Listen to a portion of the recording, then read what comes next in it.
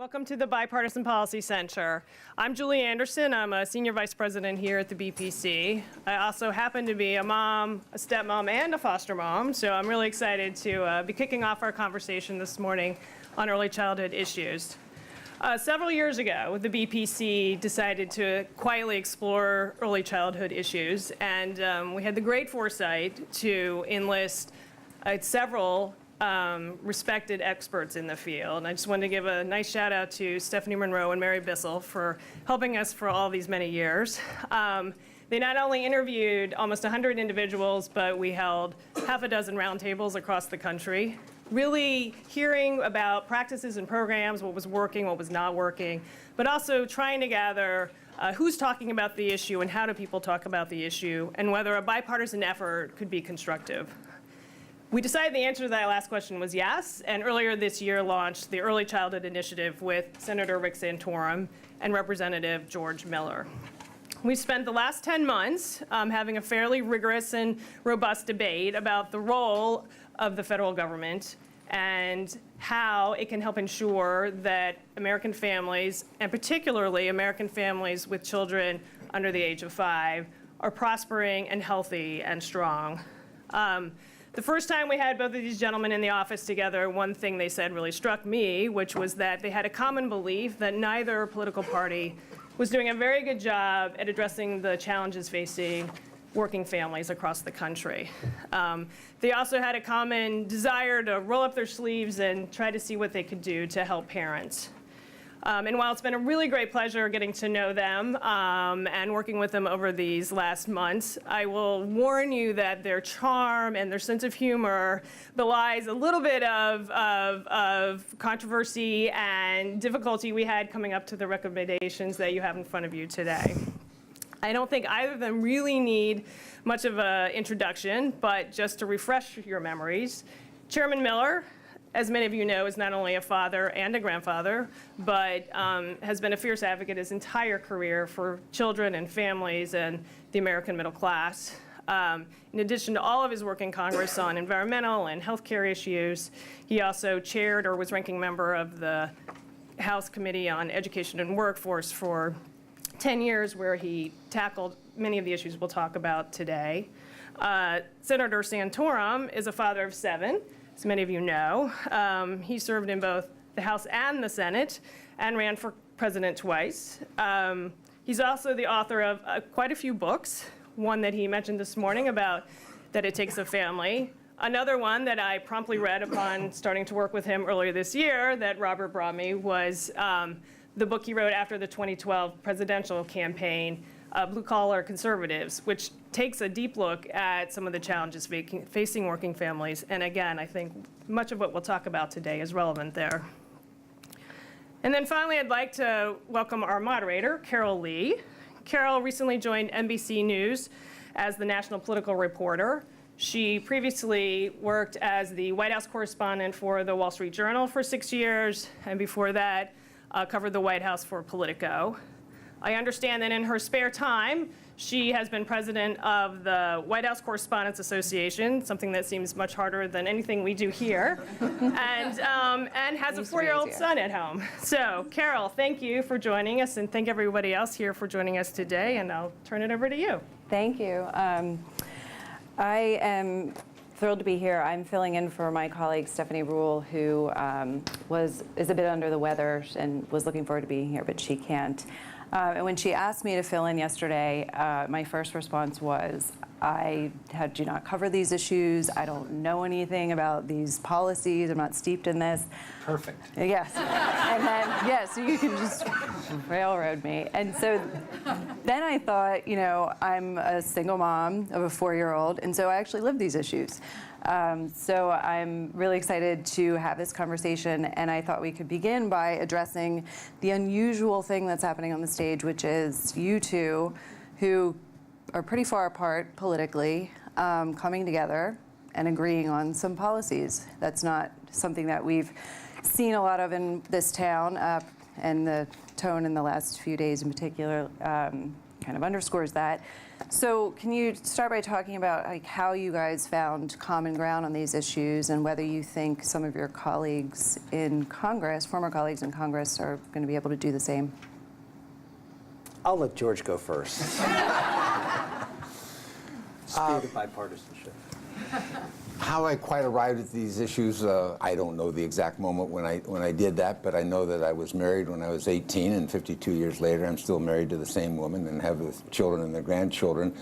And I watched the two of us try to figure out what are you doing. I mentioned at that time that we put our children into a cooperative where all the people, mainly women, participated in the daily opportunities for childcare. And watching my own kids grow, I knew there was a hell of a lot I just didn't know about what they were doing or what was going on. But it really started, I think, when I got on the Education and Labor Committee and recognized in some early studies about children who weren't in school, children who weren't prepared to go to school, children who didn't have an opportunity to go to school if they wanted to go to school for a whole host of reasons. Life happens. But I also figured out that this is a huge loss in the character and the competency and the needs of America, if you will, in terms of moving this country forward, and that this resource had to be better thought out. And I stumbled my way into it on the committee and later with the Select Committee on Children and Families. A lot of smart people helped me, and we sorted out and started to develop a bipartisan policy, if you will, not supported across the entire spectrum on both sides, but to be able to go to the Ways and Means committees and to others and to talk about the investments that they could make, and really made some landmark changes. And I've just stuck with it ever since. I'm absolutely amazed by families and by children and the circumstances that both of them find themselves in from time to time, in many instances way beyond their control, or they had no choice in some of those. And so I've continued to work at it, and it's great to be here with Rick, who has had that same interest, with the same passion, a somewhat different look at it. If you, in this town where everything is judged whether you're partisan or not partisan, if you just care, you kind of sort of end up in the same place, I think, is what we've discovered over the last year. Yeah, I think as George laid out, I think we both have fundamental concerns about the state of the American family and its impact on particularly our youngest children. And I think we came to the discussion with that shared concern and tried to figure out a way in a town that is not working particularly well, whether we could come up with some things that could provide some sort of light to this area. And we didn't go in there with the idea of, well, I'm going to try to push my ideas on him, or he's going to try to push his ideas. We both are pretty old salty dogs, and we sort of figured out that was not going to get us very far. But we just tried to explore the area. We did some hearings. I personally attended a hearing in Pennsylvania and one in Wyoming, and we tried to hear from a lot of different people and get a lot of different ideas. And we had some great staff work that where they would hear consonant voices on issues from the two of us. Those were the starting points that we would start to build some sort of consensus. And that's basically what happened. We just looked at each area, and you'll see the report covers a broad spectrum of areas. Not everything. There were certain areas we just didn't go because there wasn't much of an opportunity for consensus. So we just decided just not to go there. And but the areas we did go, we pushed. In some areas you see in the report it's fairly clear there was a good consensus. Others we show where there's some differences. That I would go in a certain direction and George would go in a little different direction, but here's where we can sort of jointly agree. And that issue in particular, the one I'm referring to, is the issue of paid family leave. And that's a bridge that I sort of crossed here in this report based on, again, my increasing, growing, and real concern about the future of the American family and how it impacts our youngest members right now, and we need to look at what remedial steps we can take with without trying to tilt the playing field one way or another with respect to the formation of families. Can we talk a little bit more about that? You've obviously shifted on paid family leave, but you two also have some differences on how to address this. So can you explain what those differences are? Well, I don't know that the differences are that great. I think the fact is that Rick is, I think, recognized that this is important in families. We didn't arrive at the same conclusion, but I think the recognition here. I just think about the San Francisco Bay Area. When we were talking about it, he says, how long does it take you to get to the airport? Well, it can take me 3 hours for what is a 40-minute trip.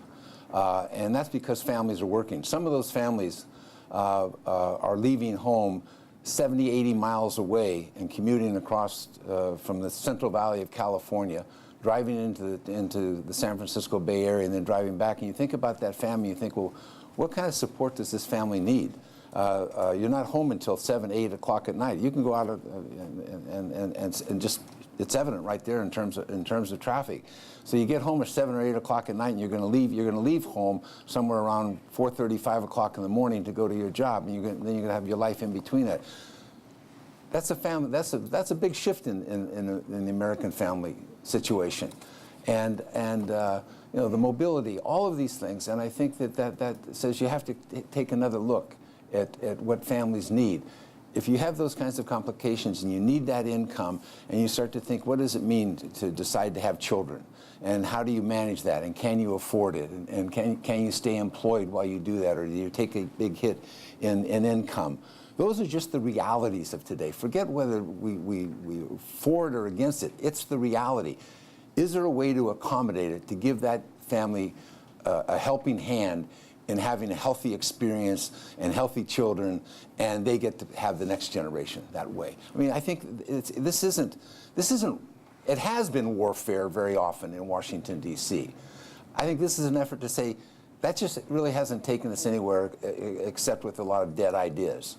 So let's start here and really look at it and say, families in different situations need different supports. They need access to different programs, and they need proximity in some cases. So how do you expand something? How do you make it more affordable? How do you improve the quality based upon all that we've learned over the last couple of decades in terms of the health of children and the development of children and the success of pregnancies? I think is really important, and I think that's sort of made the partisan fight relatively old-fashioned, expensive, and I think dangerous to continue into the future. Well, you're looking at someone who voted against the Family Medical Leave Act, which was an unpaid leave act. And my concern then is really the same concern I have now with respect to paid family leave, and that is, anytime we affect the ecology of whether it's the business world or whether it's the family, we need to, I believe, act cautiously and deliberately. The economic viability of this country, particularly with small businesses, is a critical and an important element of the success of our country, as I would argue is the American family. And so you have to make sure when you wade into these things, you wade into them in a way that is not disruptive, that can be handled. And so my concern back then was that I wasn't sure that would be the case. Obviously, the business community has been able to adapt. But as we see, and one of the reasons we're talking about paid family leave, the people that really were the focal point of the Unpaid Leave Act have not really been helped by the Unpaid Leave Act. And it's because most of the people that we're talking about now and having with paid leave, the reason we're having paid leave is because that the current system isn't working for lower income workers, and those are the folks who disproportionately were the reason for the Unpaid Leave Act in the first place. Because if you're a higher valued, higher paid worker, leave is not as big of an issue. I mean, it's a lot more. Your employer's a lot more flexible with valued, higher paid and valued employees, and unfortunately, that is not necessarily borne out to be the case. So, I too want to make sure that we help those families because, as I said before, I think the family situation in America and its impact on children has gotten more and more dire over the last 20 years, and I think the trajectory is not positive. And so we have to begin to address that in some material way. But I don't want to jump in and do something that could be cataclysmically negative for another important sector of our economy, of our country, which is, the economy and particularly small businesses and its impact on that. So those are the kind of balancing acts that I tried to in my own mind go through here, and the important part for me was to focus in on the area that was the jurisdiction of this panel, as well as the what I think the greatest need, which is helping parents who adopt or have foster care kids coming into their home, and making sure that there's sufficient time for them, as we've seen all the studies, for them to be able to bond and form healthy relationships with their children, which is foundational. I mean, I think the evidence is overwhelming, and that we need to do things to support that. This is a remarkable change, because it used to be when you talked about family leave, it was gentlemen, ladies, go to your corners and come out slugging. This is a conversation as opposed to a battle, and it allows you to have much more depth in the discussion than you would have just slugging it out to see who can get the majority vote to either kill it or pass it, and then you live with a program that has split support, and you change personalities in offices, and all of a sudden the family leave program crashes to the ground. That's the difference. What we've tried to do here, I think, is just what Rick just said about his previous concerns, his opposition, and now here. That's a much different process than we may be witnessing elsewhere. So do you think that the conversation that you're having, what's happening right here, can be replicated in Congress to actually get something done? Being optimistic like we are? Look, I mean, you have a situation where you have obviously President Trump and Ivanka, who have been very out front on this, and I think that certainly has changed the dynamic. Candidly, I think it's an issue that, if it's going to be successful, has to be embraced by folks like me, and folks like me who are, sort of seen more as, I wrote a book, as Julie mentioned, 12 years ago, called "It Takes a Family." I've always been concerned about families. I think they're the building block, they're the central building block of any healthy civilization, and our families are really struggling right now. And the book is more relevant today than it was 12 years ago. And I think folks like me, who are Republican conservatives, who are concerned about the family, need to start thinking a little differently about the remediation the family needs. Now, I'm not suggesting that, and I don't think conservatives should suggest that the government is the answer to those problems, but it can't sit on the sidelines and just cheerlead for other things to happen in our culture to remediate that when all the societal trends are going the other way. That we have to speak out and do so in a public policy way that hopefully can begin to shift that debate. And that's what I'm attempting to do today. One of the recommendations that you both make in this report is expanding the child tax credit. That's also something the White House is pushing for, Ivanka Trump, as you mentioned. Why is that important, and how does what you two propose differ from what the White House is advocating? That's the big deal, is that we are proposing a child tax credit, but George and I agreed to provide a little different emphasis, and the emphasis is on 0 to 5. And for me, it's just a matter of looking at it from a very practical point of view. State, local, and federal government helps families a lot once kids get to be 5 years of age. It's called public schools, right? And so there's a lot of child care. If you want to think of schools as child care, some are, just about that. But if you want to think about the amount of money that we pour into children once they reach the age of 5, it's significant. But it's fairly insignificant And as we talked about, all the social sciences saying how critical 0 to 5 is, and yet we're not really providing a whole lot of support there. And so we came up with a twist of saying, yes, we should expand the child credit, but only for families 0 to 5. If we have limited resources, which of course by definition we do, and there's a fight right now going on as to whether there's going to be a child credit and how much they're going to put into that, and whether it's 500 or 1,000. Well, we suggest 1,500, but just limit it to those families that have children 0 to 5. And then you're putting real resources into the hands of families, and you make it refundable, which is something that Senator Rubio and others have put forward. But make it refundable, but focus it where the need is the greatest and where the support is the least. And that to me is sort of common sense. And it also achieves something else, which is it's budgetarily a lot more friendly than a lot of the other approaches that are being taken right now. So we think we've stepped forward and put more money, which both of us support, and we do it in a fiscally responsible way, which is somewhat remarkable. I think the refundability really invites in a lot of families that go to work every day, and they just, because of the thresholds, simply don't have that credit available to them, and it's really important to those families, whether they're working at the minimum wage or they're working in the hit and miss economy sometimes, but they're out there doing that and they get no benefit of that, and I think that really is a very important thing, and I think it's an affirmation of what so many people in this room have told us about 0 to 5. That if you do it right here, the chances of success are dramatically different than when you don't pay attention to it.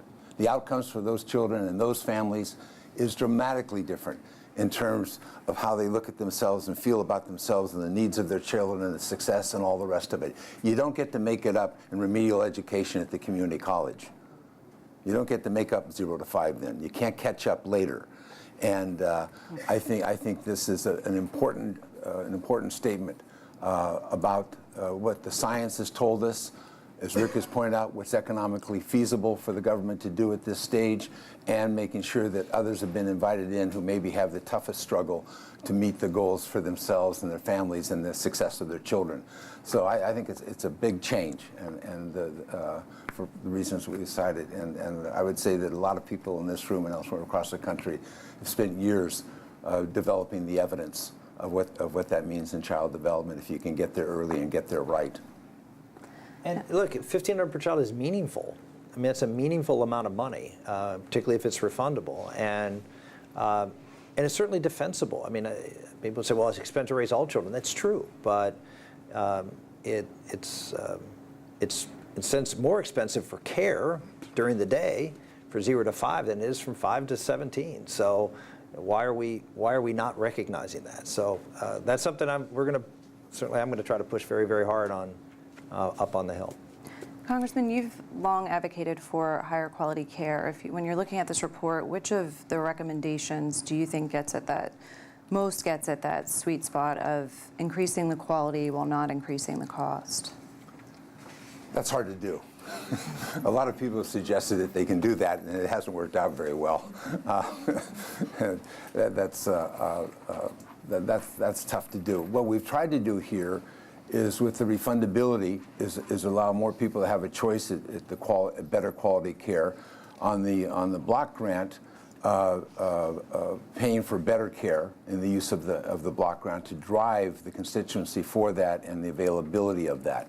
And we've looked at some of the programs that states have that have used tax credits so that parents can make a choice with the use of their tax credit at different facilities, and if they pick a Class 4 facility, they get an increased tax credit. And so there's ways that states are now looking at this to drive the improvement in care, because again, 0 to 5, if you do it right, but if you just put somebody into placement and they're sitting there watching TV for whatever number of hours, that's probably not going to work out very well. And so we're trying to use the existing law to drive the ability to drive the improvements in care with the combination of the tax credit and the block grant, and keeping within the concerns that Rick had. This just isn't, we're just not opening the doors to the Treasury at this moment. And I think what we'll start to see if we're successful is we'll see an improvement in child development, and hopefully we'll see improvement in the grades and the school work of young children in K through 12. One of the things we recognize also is that states are trying to do this. They're trying to improve the quality of care, and we have a provision there that recognizes a couple of states, it was Nebraska and Louisiana, that have done programs to try to encourage improvement in the workforce and put out grants for states that want to try to implement similar programs. People have cited all the time about the quality of the workforce, the need for professionalization, the need for training, and then we move on. I think this is a chance to try and link that and help states put resources into that effort to improve that workforce. You can't mandate it because it doesn't work that way. What you want is people who are interested in child development and care and health and the rest of that, and then make it possible for those people to thrive within the system. That's not happening in a lot of places. This is a tough slog for people who are working in many of the child care facilities in our states. Shifting a little bit, I want to talk about opioids. This is obviously an issue that's affecting many people across the country. Senator, we're from the same state. I know my hometown's been affected by this, places you know well. California had 2,000 deaths last year that are opioid related.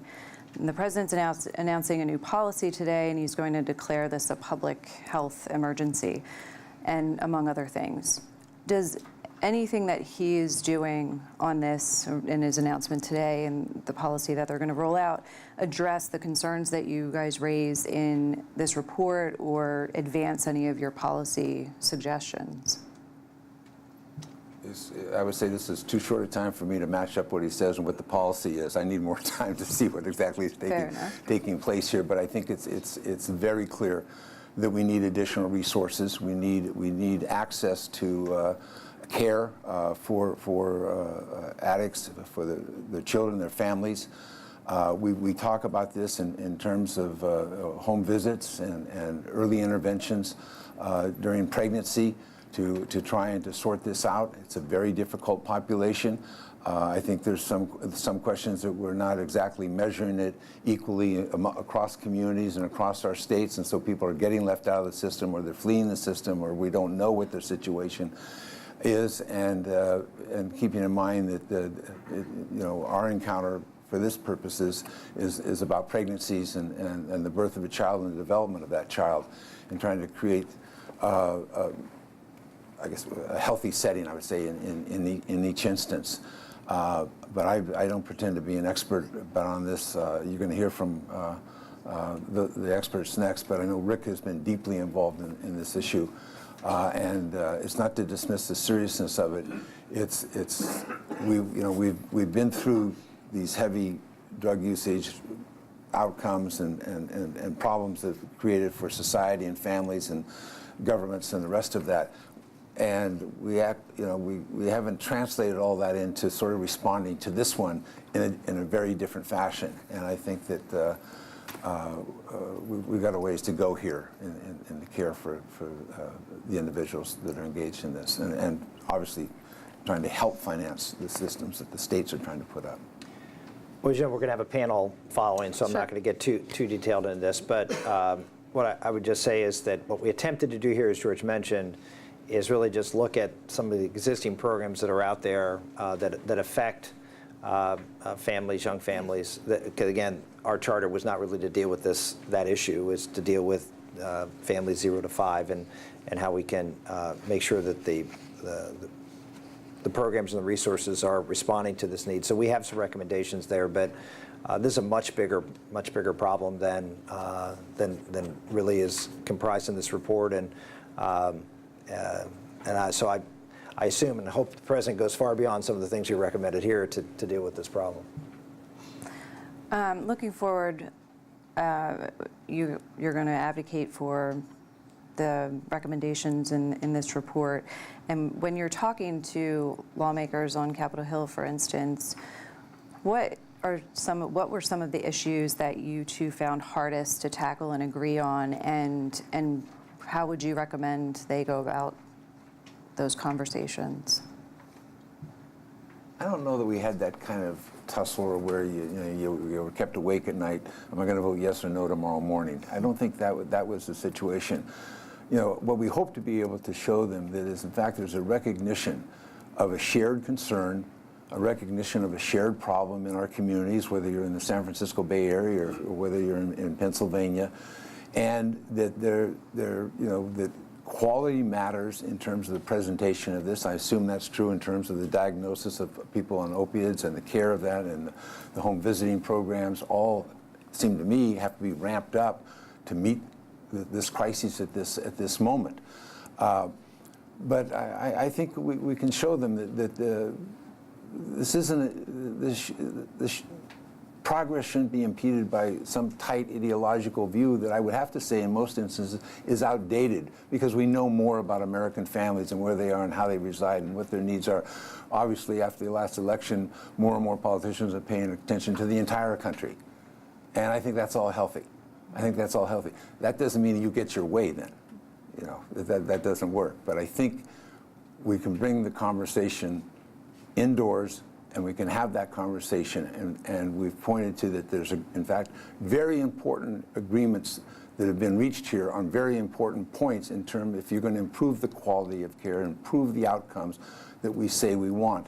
And so I think this could be an important point to hold up when those conversations ramp up.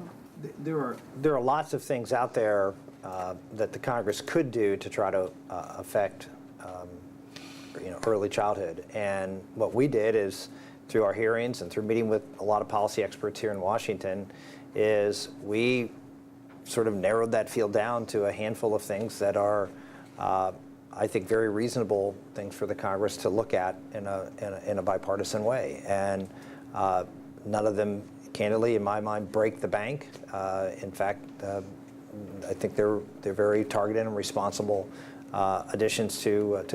I did mention again the child independent tax credit. We also recommend doubling that again for kids 0 to 5. And I think we're coming forward with something that that says, here are the programs we think have the biggest impact, and we recommend you putting more dollars behind them.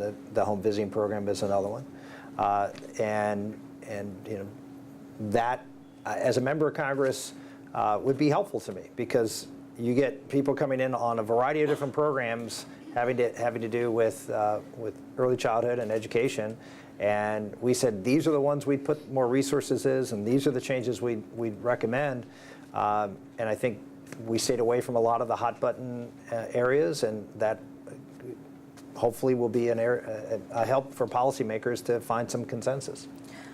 I think we also saw, and I think it's becoming apparent across, that in the areas where you have heavy use of opioids and the abuse of drugs, it's very clear that you don't have time to argument. You have to do what the experts in the field tell you is the best. You have to ramp up some services.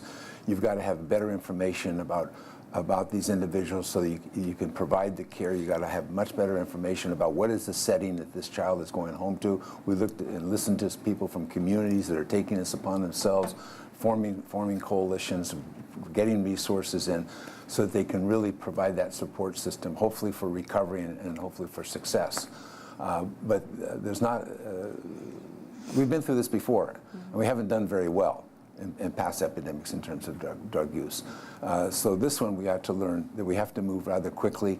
We have to pay attention to what works and get on with it.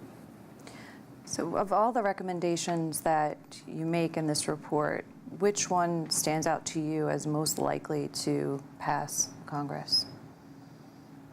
Why wouldn't they all pass? Because nothing's passing Congress. We have friends in the Congress. We can talk to them.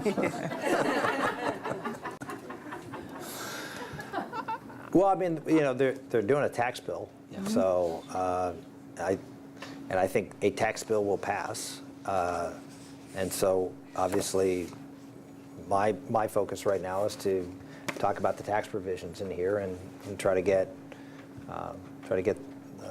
some recognition of what we're proposing and why, as I don't need to go through all the arguments I made for it, why this could be a very elegant solution to some of the discussions that are being debated right now in Congress. I think the report, assuming they will read it, really tells them that much of the ideology and the old conflicts is melted away if you take a responsible view on how you can help families, not direct families, but help families and provide the supports that they need if they can't provide them themselves. And that's still a big ticket item. But I think the opportunity is here to do that. And we hope that this is one of the tools that will be used in that debate in the Ways and Means Committee. I know I see our former colleague Pete Stark here, who battled out these issues in the Ways and Means Committee for many years. Thank you, Pete, for being there. So when you do this panel, do another panel, where do you go from there? Are you heading to the Hill? Are you heading over to the White House? And what does this look like in the next days and weeks?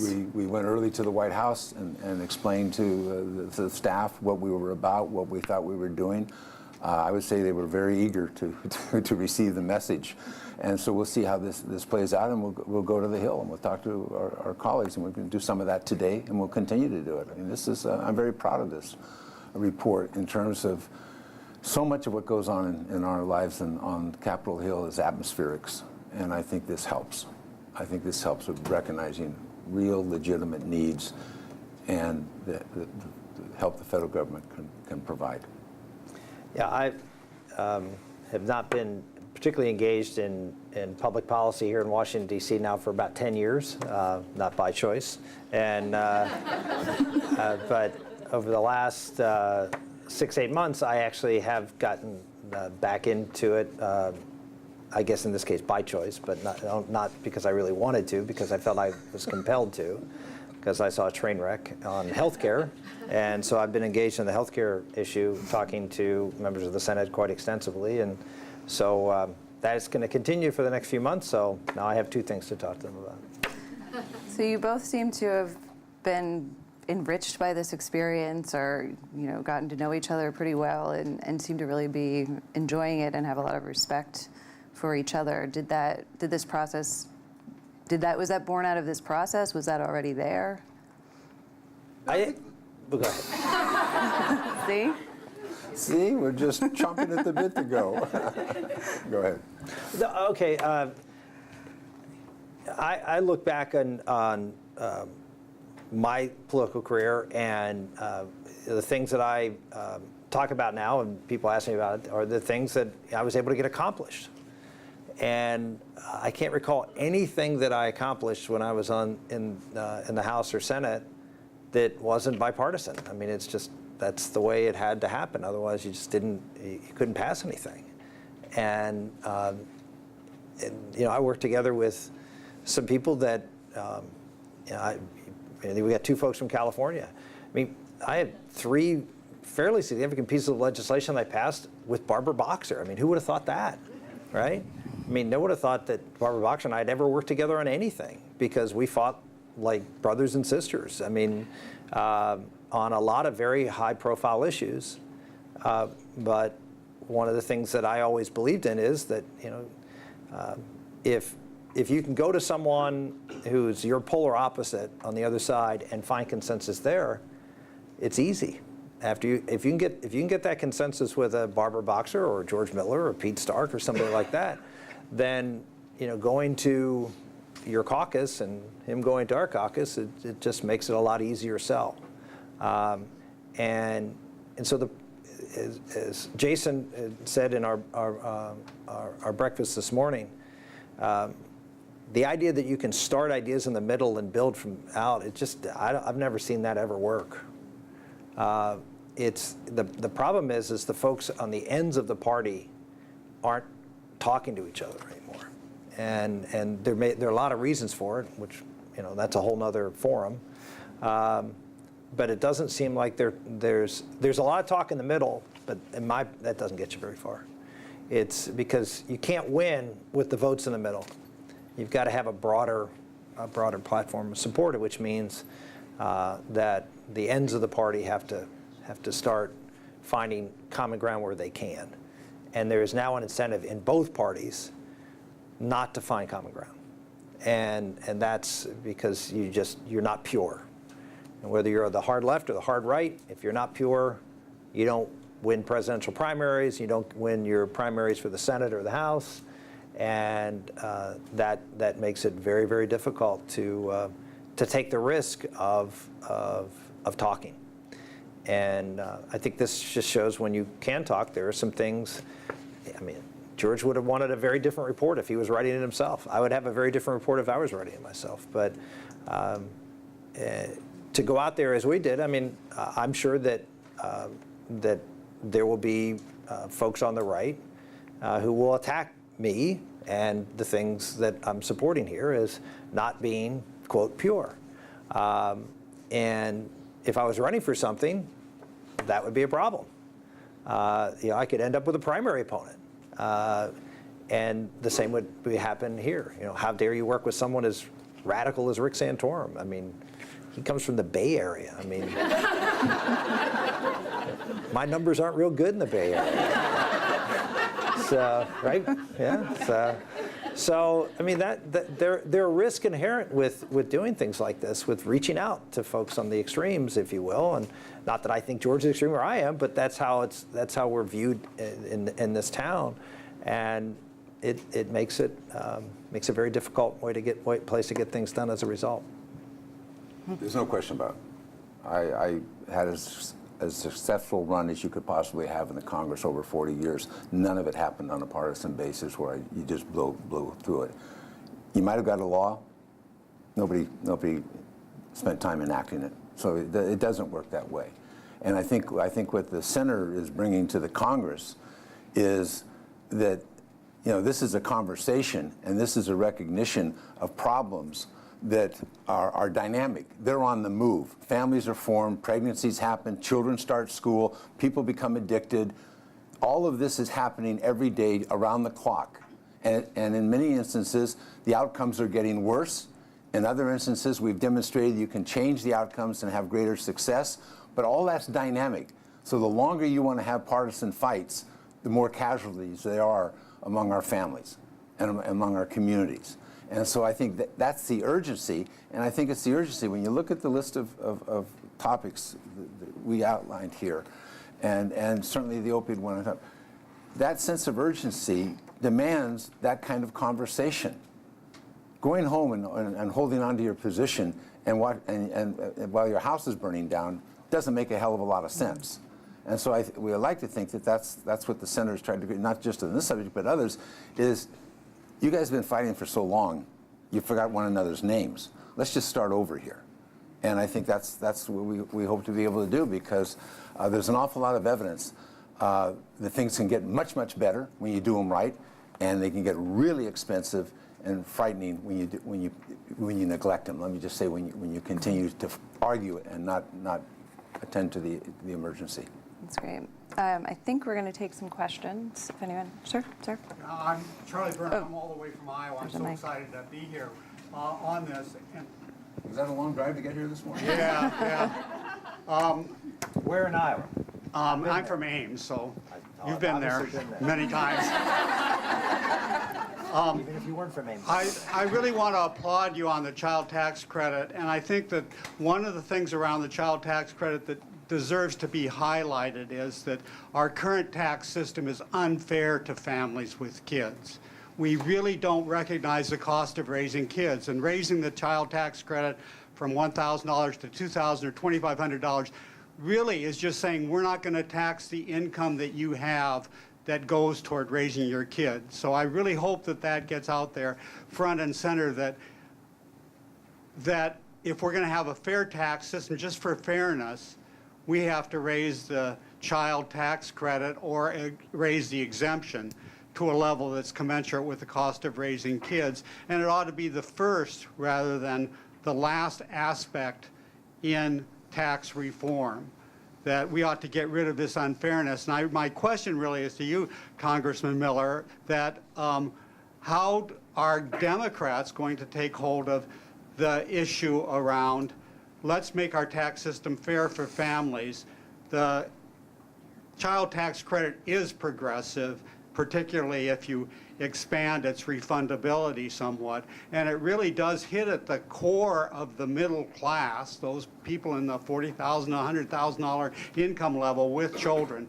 How are we going to get Democrats to say we can work on this? They've been laying down that marker now for months and for years. We'll just have to see what the audience is and what the process is. I mean, I think all those issues are theoretically on the table. The question is, how do they stay there, and do people accommodate that, and can you reach, again, bipartisan agreement? If it's just going to be partisan, probably not going to get there. That's, again, why I think we put a lot of effort into seeing if we could reach agreement. Let me address your question, even though it wasn't to me. That doesn't bother me. And talk to the Republicans and to conservatives who don't support family-oriented tax programs. You have some major publications that say that this is just a waste of money, that it doesn't have any economic benefit. And I would just say that if those who feel that way would take a step back and recognize that capitalism, which is what they are promoting, isn't just about capital. Investment capital isn't just about money. It's also about another form of capital, human capital. And that goes into the mix of capitalism. And so we treat small businesses in America very generously when it comes to the tax code. If you're a small business, you have income coming in and you have expenses that you take, right? And you can write off those expenses against your income, right? In order to produce a product. Well, I think that we need to look at the American family as the ultimate small business. Because what is the American family producing? They're producing children, okay? American families with children are producing children. Children are capital, are labor, right? And that is going to fuel capitalism in the future. And yet, we don't treat the small business family the way we treat the small business entrepreneur. We don't get to write off our expenses for our children. In fact, we get to write off almost no expenses for our children. So here we are, the folks who are creating the human capital, doing something that's productive for our economy, and we're asking you to shoulder the entire burden. I get this complaint, no offense, from a lot of single people who say, why do you guys need any of this thing? I said, when you start producing, the folks that are going to pay for your Social Security and your Medicare and your and everything else, then come talk to me. But we're providing a valuable service for the future of the country. Without us and my 7 kids, and I'm doing my part. But I'll tell you, I was a United States Senator, making what, $140,000, $150,000 a year, and I was paying AMT because I had 6 kids, and I couldn't write off I couldn't even write off my dependent deduction for my children. Think about that. Think about how horrible it is for people who want to provide human capital, who are going to pay for your Social Security, and the government says, screw you. Right? You're on your own. You want to have all those kids, you're on your own. I can tell you, it's something that I, as you can see, feel very passionate about. And I think Republicans are dead wrong who oppose this. Because it's vitally important that we have, not just for the economic part, but as you heard me before, we need to support stable families. They make up these communities that are falling apart in America. And we need to provide them the resources to be able to be healthy. And right now we are not. We are falling way short. I think the makings of a deal. So we have time for a couple more questions. Ma'am. This has been I'm Mitzi Worth. I'm with the Naval Postgraduate School. My mother she got her PhD in child psychology in '31 and was a protege of John Dewey. So that's the world I grew up in.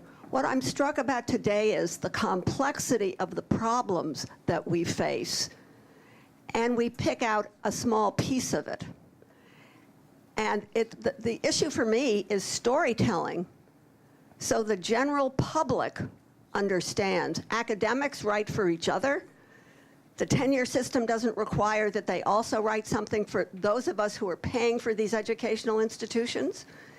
And we've got to figure out to tell the stories holistically and all the interdependencies. You can do a piece of it, but if you want the public to get behind it, I mean, when the Washington Post says that 2/3 of our voters don't know that we have 3 branches of government, you know we're up against a very large problem. So the question I have is, how do you get many people writing components of this, and then you create a full story, which requires illustrations, because you have to show what the interdependencies are of each of these components.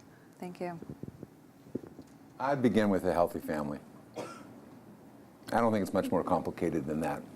Because I think that if you have a healthy family and you have healthy children, I think they're able to take advantage of the school system, however that develops and whether you like it or don't like it. But the fact of the matter is, for many families, many children, they don't have that option of participating because of the resources that they didn't have in the early development of that pregnancy, of that birth, of that child, of their care.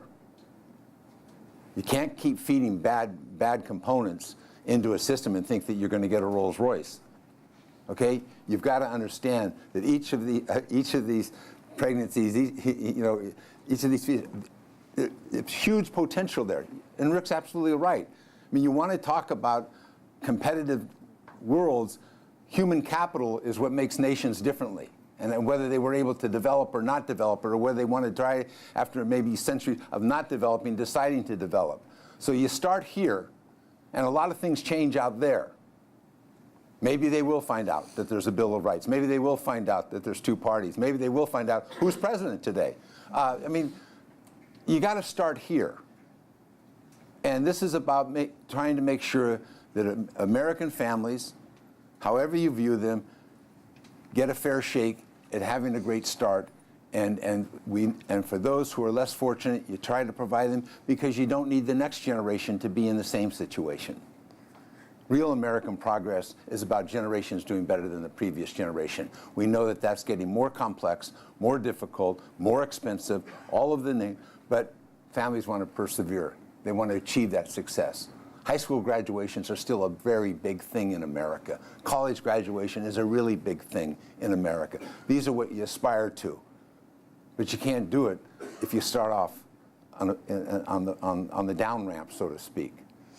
And that's what this is about, is seeing whether or not we can forge that healthy beginning.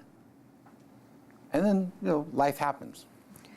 So I think we have time for... life happening when you have no options, to change that outcome is a very cruel instrument. One more question, sir. And the good news is they're not going anywhere. You want to take a poll on the good news? Good morning. My name is Woody Kessel. I'm with the C. Everett Koop Institute at Dartmouth. It's impressive that both of you have developed a shared set of values for children. You've each used the word healthy several times. My concern is that there's legislation that's helping families that languishes on the Hill called the Children's Health Insurance Bill. Talking about connecting some of these programs together, what are your thoughts about helping to pursue and support that much needed health insurance for children, as you've talked about having healthy children beginning with the family? First off, a little personal thing. My mother, who turns 99 next week, was a nurse with C. Everett Koop in Philadelphia when he was a pediatrician back in the 1940s. He mentions her. Yeah. So, and he went by the name of Chick Coop. And true, that was his nickname. And so I heard all about Chick when I was younger. Anyway, look, I think CHIP is going to pass. I mean, I don't think there's any question.